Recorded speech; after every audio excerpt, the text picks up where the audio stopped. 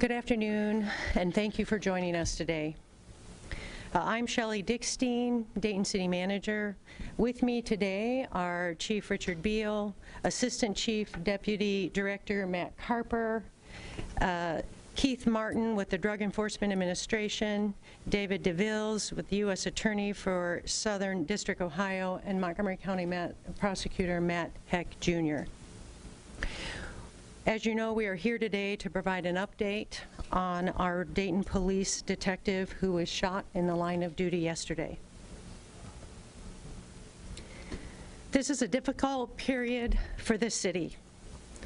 We are experiencing yet another tragedy in a year of unprecedented tragedy. Our thoughts, prayers, and support are with the family as well as our Dayton Police Department family. 2019 has been an especially difficult year for our police department. The extraordinary number and frequency of tragic events have fallen squarely on their shoulders, leaving little room for personal reflection, grieving, or quite frankly, recovery. I ask the community for their continued support of our officers and their leadership as they continue to serve and protect our community. While I am confident in their commitment and professionalism to get the job done, I remain concerned at the toll this year has taken. Finally, I ask the media to be mindful of how incredibly difficult this situation is, both for the family and our police department. Please be considerate with your coverage and respect the privacy of others. Thank you, and I'll turn it over to Chief. Thank you, Shelley. So I'm here to provide an update on what was an officer-involved shooting last night, which also ended in the shooting of a Dayton police detective. So November 4th, approximately 6:56 p.m., Drug Enforcement Administration agents and task force officers arrived at 1454 Ruskin Road to serve a drug-related search warrant. Detectives secured the perimeter and a marked Dayton Police Patrol vehicle parked in front of the residence with emergency lights operating and a spotlight focused on the front of the structure. Detectives were wearing body armor and clothing, clearly identifying them as law enforcement. Agents began to knock on the door of the residence, repeatedly announcing DEA search warrant. After receiving no responses at the door, entry was made into the residence and detectives worked to locate and secure any persons inside. Upon descending the basement stairs, agents came under gunfire from a suspect located in the basement. A Dayton Police Department DEA task force detective was struck twice. The injured detective was able to fire his weapon in response to the threat coming from the basement. Medic was requested at 6:57 p.m., but due to the severity of the injuries, the detective was taken by a marked Dayton police cruiser to Grandview Hospital. 4 adult males were located inside the residence and secured. 1 juvenile male attempted to flee the residence and was apprehended in the front yard. Excuse me, the Dayton police detective was the sole person injured. You now see, now listen to radio traffic. This is 30 minutes of radio traffic condensed into 2 minutes to conserve time. So you're hearing what transpired over 30 minutes within 2 minutes. So we'll go ahead and play that radio traffic and see if it's working here. 350S dispatch. Go ahead. 350S dispatch. Go ahead. I need an ambulance medic to 1454 Ruskin Road. Show myself and 354S out now. We're serving a warrant with the DEA. We need a medic. Here. 350S dispatch. Is there a night lieutenant working? Car 17. 350S dispatch. I need a couple more cruise here as well, 1454. 32 S, we'll have that one. 341A, I sent it to you as well. 349. 1900. Albert, how many do you need? Do you need 99 out there? Or you guys are right. Bring more. Dispatcher, over West Side 99 for that. We don't need a 99. We just need a couple more cars here. We don't need a 99. Just a couple more cruisers. 1901. Can you let the Valley know we'll be coming in a cruiser with a gunshot victim? You're clear. 350S, can the medics go in? 350S, 354S, is it okay for the medics to go in? Yeah. Scratch, can you call Grandview? It's closer. I'm going to need to take him there. I'm going to take him to Grandview. Let him know. You're fine. 345. Go ahead and give the channel.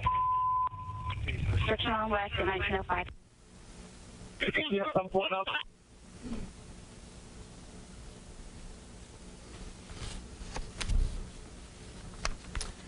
So the address where the incident occurred and search warrant was executed is 1454 Ruskin Road. You see an aerial view of that via Google Maps. The actual home where the search warrant was executed is now on your screen. Evidence recovered included 2 loaded FN 5.7 millimeter pistols with extended 30-round magazines and laser sights located in the basement. Also, a American Tactical .223 AR pistol with 30-round magazine capacity was discovered in a new package in the basement. The magazine was loaded with 28 live rounds of ammunition. The AR pistol was located in the closet under the stairs along with suspected fentanyl and money. This is the first of 2 pistols recovered, these FN 5.7 millimeter pistols. That's the photo of one with the extended magazine there. And now you see this is the second pistol recovered. Also, the American Tactical .223 AR pistol with 30-round magazine capacity that was, you can see the package that it was still placed in. This is found in the closet under the stairs. Couple evidence tents marking the rounds for the FN 5.7 pistols. So you see 2 of those evidence tents.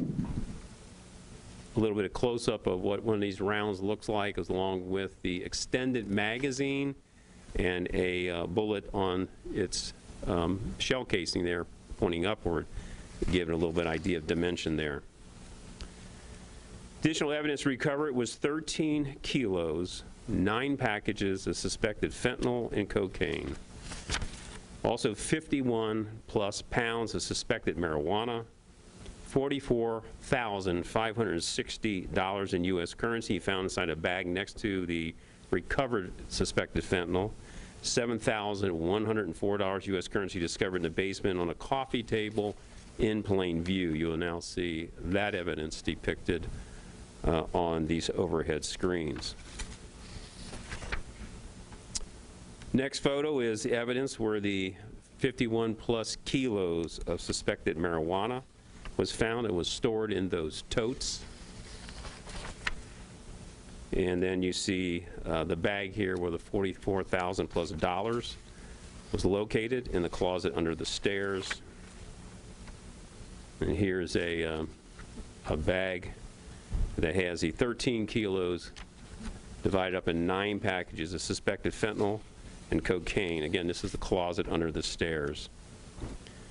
Individuals arrested on the scene and removed from the basement area were Nathan Scott Goddard Jr., Cocky Walter Courtney Sr., Courtney Lamar Allen, and Lionel Lloyd Combs III.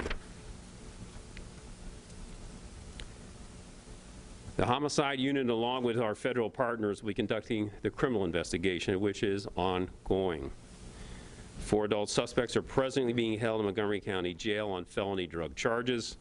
The recovered weapons are being traced by alcohol, tobacco, and firearms to identify the origin of the purchase. The Professional Standards Bureau will be handling the administrative investigation. Detective George Del Rio was a detective that was shot last night. Sworn in the Dayton Police Department on March 9th, 1989. May 15, 2000, he was sworn in as a DEA task force officer in the Narcotics Bureau, the major case unit. He is a 30-year veteran of the Dayton Police Department. He had 7 written commendations, 2 letters of appreciation, 1 unit citation. Throughout his many years, he worked for both the Dayton Police Narcotics and DEA Task Force. Detective George Del Rio dedicated his entire career to combating the illegal drugs that have plagued our community. There's no doubt that through his hard work and dedication, Detective Del Rio has saved and changed countless lives. Through his own sacrifice and peril, George exemplifies the Dayton Police Department's motto, honor through service and service with honor. We have a number of our federal partners with us today. Some are already mentioned by Ms. Dickstein's comments. I am going to invite Attorney for Southern District of Ohio, David DeVillers, to come up and give you an update on the federal prosecution in this case. Thank you, Chief. Again, my name is David DeVillers. I'm the U.S. Attorney for the Southern District of Ohio. Our sympathies and prayers go out for Officer Del Rio and his family. I would like to say that since the early morning hours, I've been in contact with Montgomery County Prosecutor Matt Heck, as well as the Chief, DEA, ATF, and FBI. Whatever happens here, we're of one mind. I've met and we've talked with Mr. Heck for quite a while. Whether this case ultimately is tried in federal court or state court will be decided probably in the next couple weeks. But either way, if it's tried in federal court, the Montgomery County Prosecutor's Office will be involved in that prosecution. And if it's tried in state court, I hope that the U.S. Attorney's Office and our Assistant U.S. Attorneys will be involved.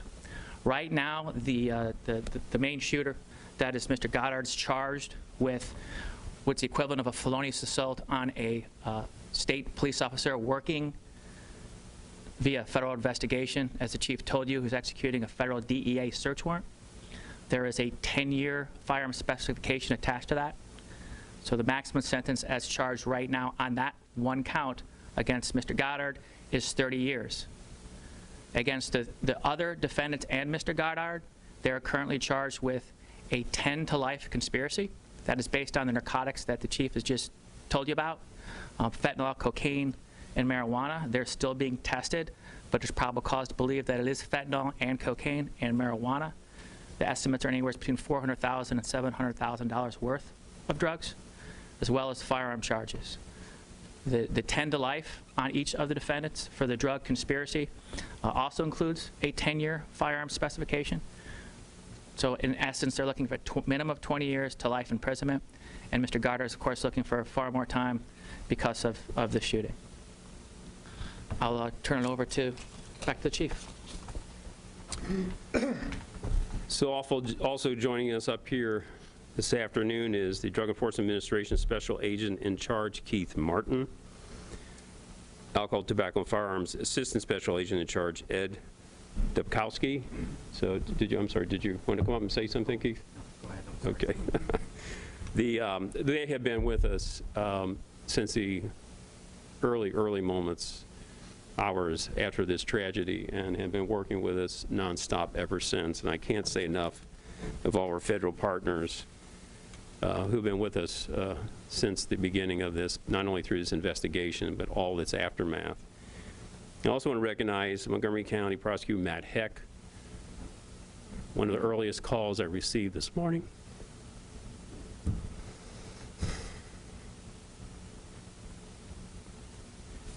Appreciate his support.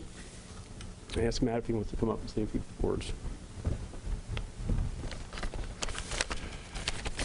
Well, first of all, this is a sad day for Montgomery County, the city of Dayton. The shooting last night of Officer Del Rio in the line of duty working with the DEA serving a federal search warrant was senseless and is simply tragic. It is uncalled for. My heartfelt sympathies are extended to the Del Rio family, but also to Chief Biehl and the entire Dayton Police Department. Let there be no mistake, what happened last night and the shooting of this officer is an assault on this community. It's an assault on the justice system in this community. And as the U.S. Attorney said, we are working cooperatively to make sure that everyone involved, directly or indirectly, will be brought to justice. We're not going to let this happen. When someone shoots at or shoots a police officer, we are all shot and we are all injured. And we live in a society that cannot and will not tolerate that. These drug dealers care less about public safety, police officers, or the law. They pollute our community with drugs, endanger our communities, and can care less about what the everyday citizen does in our community. As the U.S. Attorney already said, we are going to work together, already started working together, and cooperate and collaborate with the Dayton Police Department to bring these people to justice. So, Chief, again, you have our heartfelt sympathies and prayers. I would ask the entire community to say an extra prayer tonight for this Dayton police officer and, in fact, all of the Dayton police officers. Thank you. Thanks,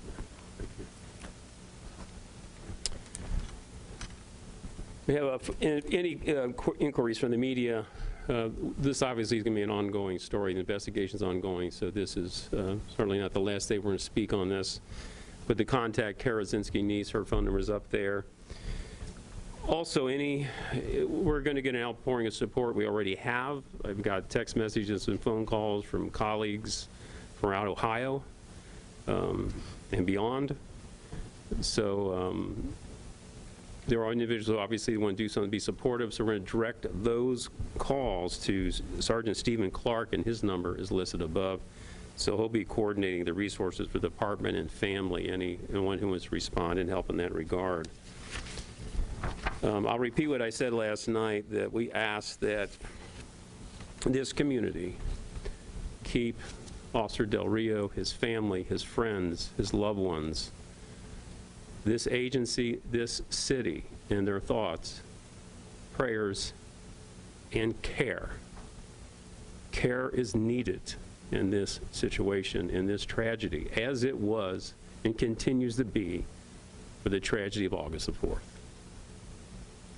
These are not matters that one easily can find a way to understand, much less integrate. So we ask for ongoing support for all. And I'll basically turn over any questions you may have. Yes? I've known Officer Del Rio since he was a young officer. He's a fine officer and a fine human being. Can you tell us his condition? Yeah, I knew that was going to be a question. His condition has remained unchanged as of last night, in that he is under advanced life support. His injuries are grave. He was struck twice in the face, and those bullets penetrated deep. So it is his condition is grave.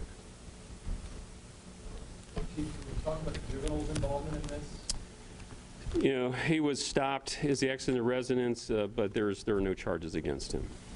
Any idea why he was in part, why he was there? I don't have that information. No, sure don't.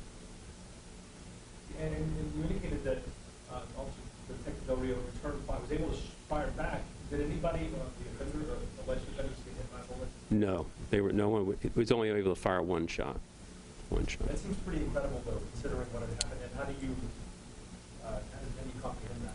Yeah, I think it may be the timing. It may be he saw the threat and responded first. We don't know that. So we don't know it's a reaction to shots being fired or seeing a weapon and firing first. So we just don't know the timing. Chief, were your officers aware of how many people may have been in the house at the time, or indication weapons were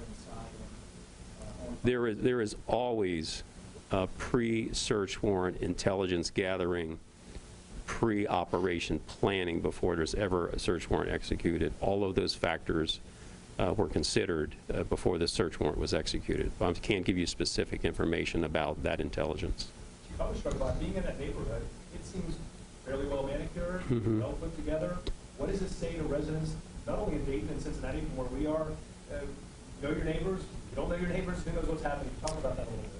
Well, it's interesting because it is not certainly unheard of that individuals involved in narcotics trade or even basically embedded in affluent communities, right? So it is, whatever the stereotype people may have, I would say put that out of your mind.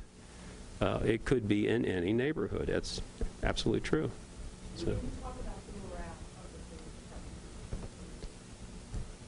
department? I think there's a difference between morale and response, or morale and how we experience this tragedy. I can tell you morale, that lobby was filled. Parking lot was filled with officers. That's the unity of this agency in this region, not just Dayton police officers. That's not to say that we're not deeply affected by it. When was the last time police officer was like that? Would have been in 2012, I believe, was Detective Phillips was shot. 2012. Chief, as far as Detective Del Rio, he seems incredibly well known in this region, well respected. Can you speak to his reputation within your profession locally? I think you just said it. He was known throughout the region. His work had impact regionally, nationally, and internationally. He was that good at what he did. He loved what he did.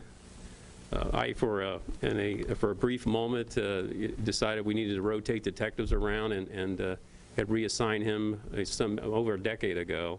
And I got so many calls from all our federal partners saying, please put George back, because he was just that good at what he did. And he loved what he did. And it showed in his work, it showed in his professionalism, it showed in the effectiveness of what he did. Just an amazing individual. And it is unusual, isn't it, to work drugs? Oh, absolutely. That long? Oh, yeah, yeah. But he was capable of doing it, and it did extremely well. Not everybody, I would say, can do those long hauls. You can get very jaded by the kind of work, the kind of people that you interact with, but he was able to navigate through that and do so well. What can you tell us about his family life? Well, I can tell you his wife was picked up actually by Major Joe Wiesman, brought to the hospital. His children came, his grandchildren came, so he has I would say fairly large family. All deeply affected by this. I mean, they were all in the hospital last night. Way late, even small children, just very, very late. Clearly they wanted to be with him, love him so much, want to be there to support him. We're rooting for him, pulling for him, praying for him. It's a great family. It's just all-around fabulous individuals. Is he still being treated at Grandview? He's still at Grandview, yes. Any kind of prognosis looking forward? It would not be proper for me to do that. It would be more proper for somebody in the medical profession. Sir, I understand you referred to drop programs. Is anyone on how many years do you have left before retirement? That I don't know. It depends on the year. I mean, you're eligible to entry after 25 years. I don't know if you did it immediately after 25 or waited, so I just don't know. Chief, would you mind if, Special Agent in charge of DEA, I didn't catch your last name, could you share some thoughts about these task forces and how they are put together and how they affect security? Sure, they're instrumental. So your name and titles. Keith Martin, Special Agent in charge for the DEA Detroit Field Division, which covers all of Michigan, Ohio, and northern Kentucky. So these task forces are instrumental in battling drugs and combating the drugs and the cartels. Without our state and local partners, we would not have the successes that we do. They're instrumental, and we appreciate their partnership. We don't cover these kinds of stories often, thank goodness. What's your experience in the broader view nationally? I mean, these are obviously always probably pretty dangerous situations, but did this outcome, has this happened in a while? Or what's your... I mean, this is devastating, you know. I don't have words for that, but we do know in law enforcement that this is possible any day. That doesn't make it acceptable or right, but we know that that's a risk. And Detective Del Rio, he put his life on the line every day for this community, for this city, and the state. Could you explain exactly what his role was in this? Again, I don't want to get into specifics on that, but I will say he was part of the task force. Was him and the shooter in an isolated section of the house when the altercation occurred? Were there other officers around as far as why did the shooter stop, I guess I should say? Like, how did he maintain without doing it more other officers? Again, that's a credit to the officers and agents that executed the warrant, that there was no other shots were fired. Credit to them for heroism and bravery and execution. How many agents and officers were on the task force that went to the house last night? I don't have an exact number, but there were many. Will you assure the community, both local and federal, that this will not deter your officers from doing what they have to do? Let me make this perfectly clear to all the drug traffickers, not only in Dayton, but in this state. This will not stop us. We will come after you. We will put you in jail. If anything, we are more resilient now than ever before. This is a brotherhood, and we stand together. As far as the amount of cash and drugs that were recovered, how large, considering other drug raids and search warrants that you handle, how does this rank? Were they part of some multi-state ring, or what can you tell us about the extent of this operation?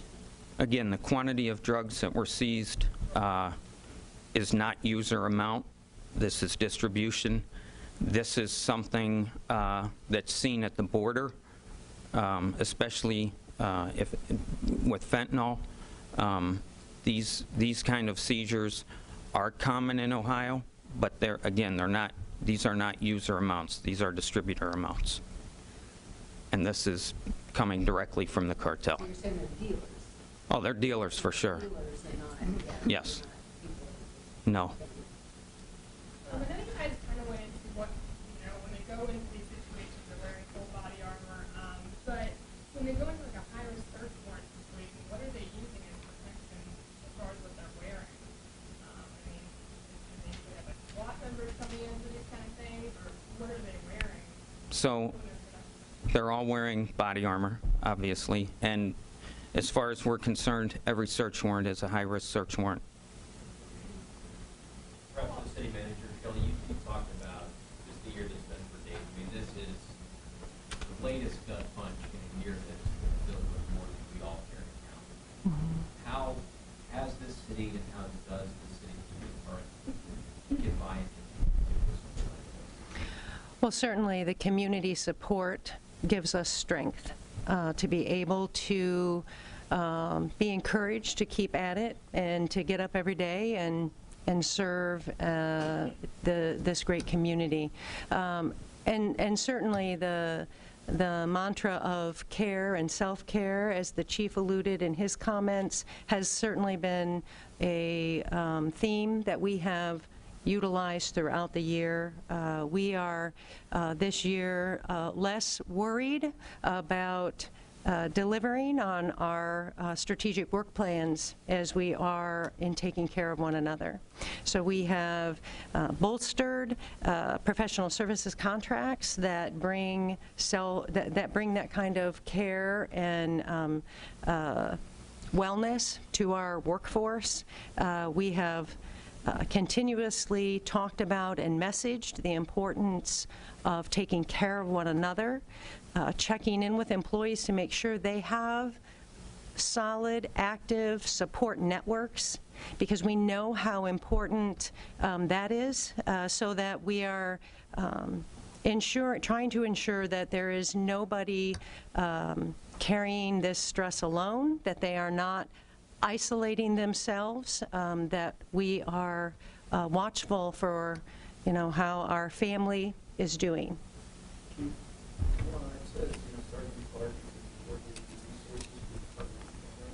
What kind of resources are you expecting to receive? What kind of resources?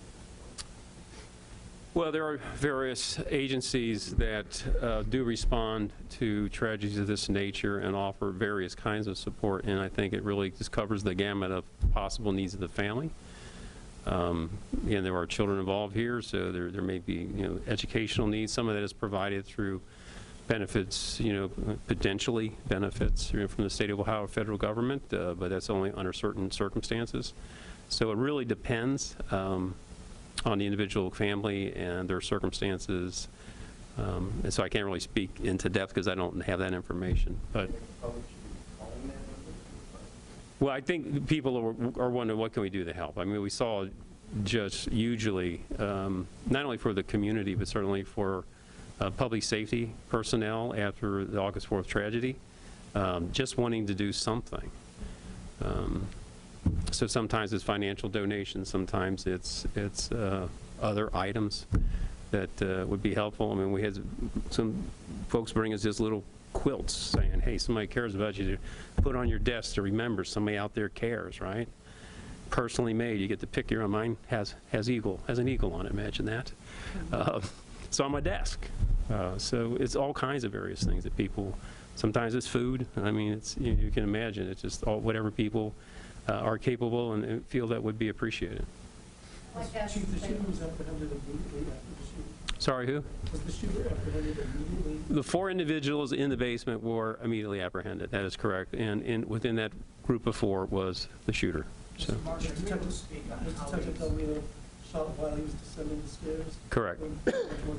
As he was heading down the stairs. And Mr. Dever is the shooter.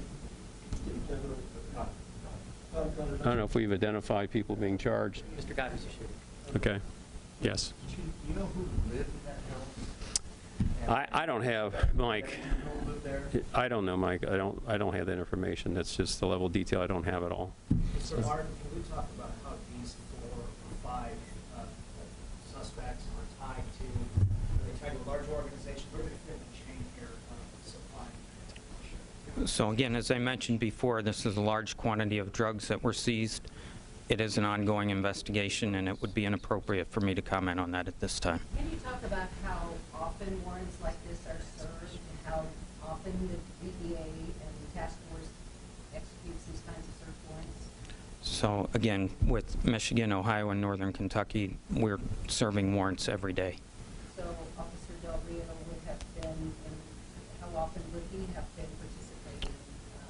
Weekly? Again, it depends on the investigations. Typically, we do long-term investigations, complex investigations, so they're not your typical buys and then execute a warrant. They're long-term investigations. Is it possible that he didn't just go on search warrants in the city of Dayton, but elsewhere, wherever DEA goes, even in other cities? That is correct. Our task force officers are equal to our special agents. They have the same authority. So he might go to Michigan, Kentucky? He could go anywhere in the world that DEA goes. So these preliminary charges, these suspects are facing federal, state charges, what are they looking at currently? So again, right now they're facing federal charges. That is via complaint.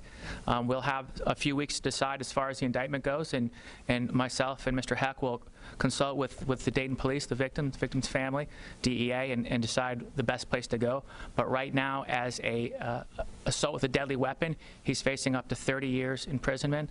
And then they're all facing, as far as the drug angle goes, the drugs and the firearm used to sell and possess and distribute those drugs, is 20 to life imprisonment. So essentially the decision that has to be made is does this stay on a federal track in U.S. District Court, or does it move to state court? It does, and that'll be based on the evidence we're gathering right now. Okay, thank you, everybody. We appreciate your time and attention.